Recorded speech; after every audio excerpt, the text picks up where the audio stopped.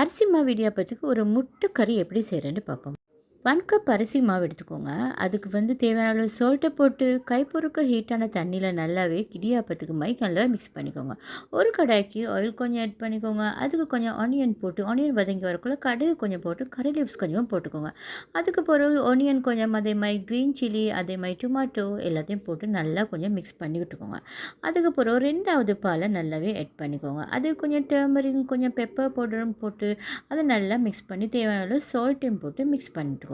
அதுக்கப்புறம் மாசியும் கொஞ்சம் போட்டு நல்லா மிக்ஸ் பண்ணி ஒரு மூடி போட்டு ஒரு 5 மினிட்ஸ் மட்டும் குக்காக விட்டுட்டு ஒரு எக்கை போட்டு அப்படியே வச்சு தலைப்பால் நல்லா திக் பால் அப்படியே ஆட் பண்ணுங்கள்.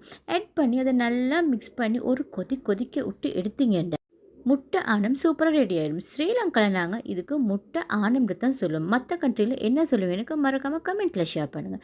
இன்றைக்கி என்ன முட்டை கறி சூப்பராக ரெடி ஆகிடுச்சு ஃப்ரெண்ட்ஸ். மறக்காமல் என் பேஜை